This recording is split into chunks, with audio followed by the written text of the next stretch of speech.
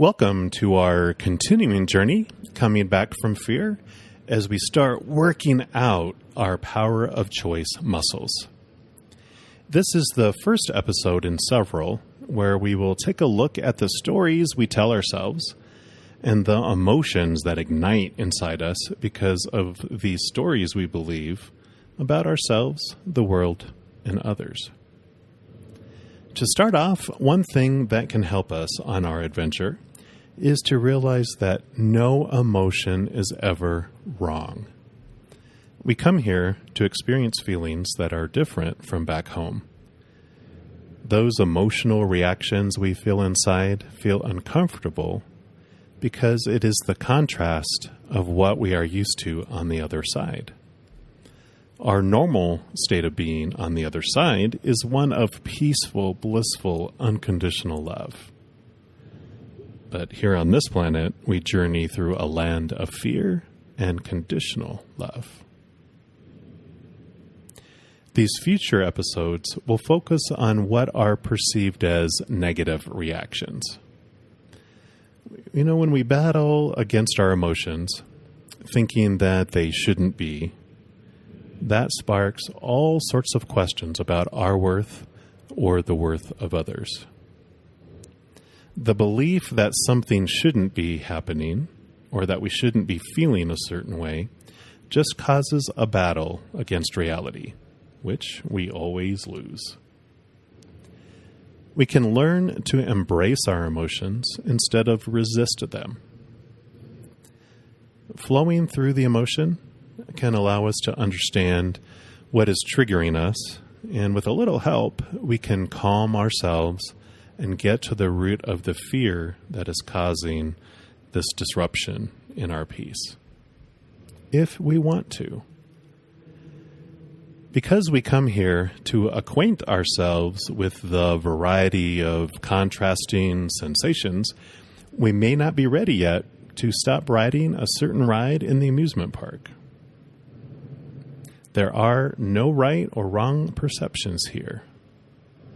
It is our own movie, our own experiment, and we may not remember asking for this trip, but we did.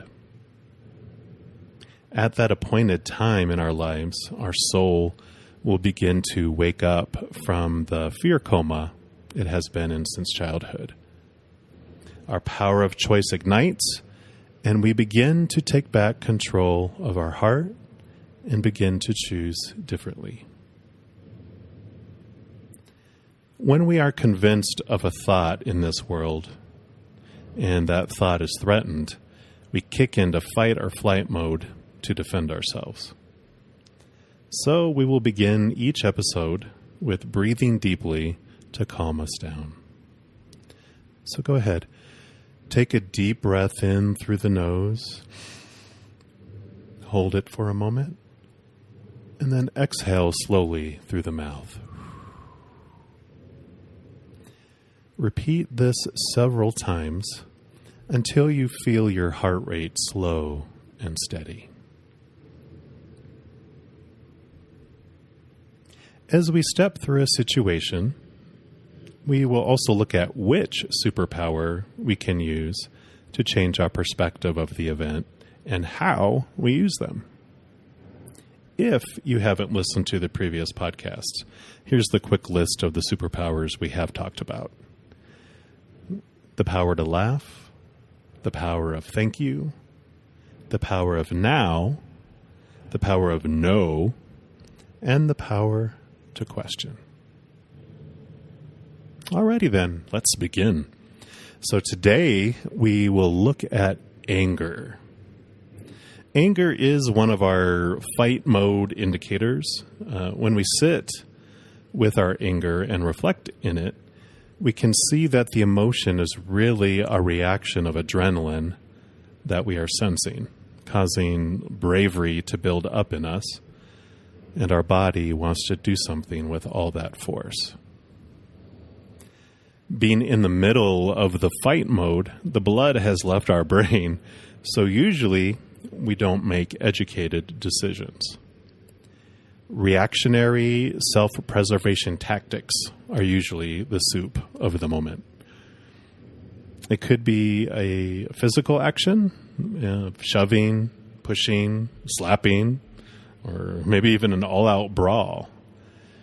We could also try to protect ourselves by hurting the other person emotionally, spewing out angry words, hoping that will make them back off or even flee. If we have learned our lesson through lawsuits, jail time, or through having to eat our own angry words through apologies, we might just shut up and walk away to hit a wall, throw something, or scream some profanities when we're out of their presence. Take some more deep breaths as we take a look at an angry moment. For me, a situation that I had anger rise up inside me had to do with work. At my current company, there's a requirement in place where we're asked to offer one of our products to our customers. What sparked my anger was that we are held accountable for hitting a certain percentage of individuals that want to receive a quote on that product, and that much of that decision is out of my control. Sure, I can control whether I offer it or not, or how I offer it, but our fear ego does not feel comfortable about being out of control of those things it is using to define us. The customer can be busy at the moment. They could end up, canceling their current products with us, and they don't want any other product with us. And if I am able to transfer them for a quote, there are so many things that can happen where I end up not getting credit for the transfer. So take some more deep breaths. Now that you have somewhat of an idea of my angry moment, let's look at our superpowers and how we can apply it to that moment. The power to laugh. Personally, I try to start with the choice to laugh at the situation once I realize that I'm in fight, flight, fear mode. We can assume that the root of our fear is indeed silly and choose to laugh with ourselves at the silly, scary movie that is playing before us in our minds. And while I'm laughing, I think about, the previous investigation I've done into my thoughts and beliefs and see how I'm trying to define myself by external things. Again, the power to laugh. Then I transition into the power of thank you, that attitude of gratitude.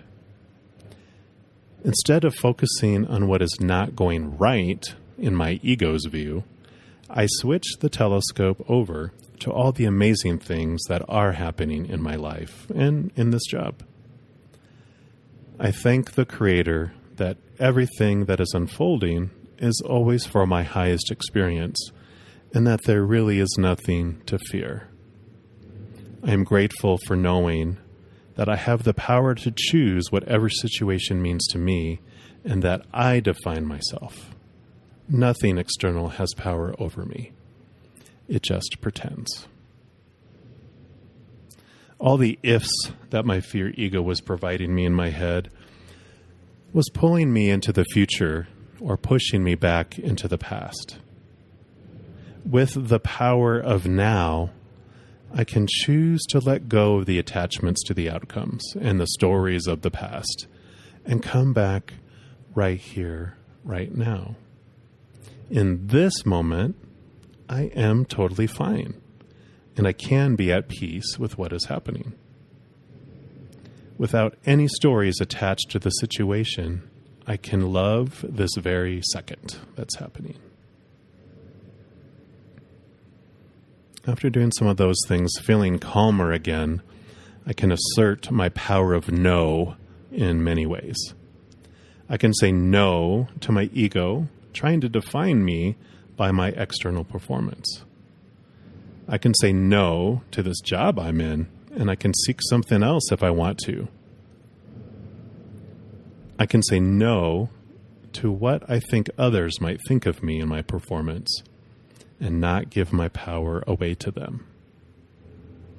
these types of things help me realize that I am empowered to decide for my own life, and I don't have any control over anyone else, just me.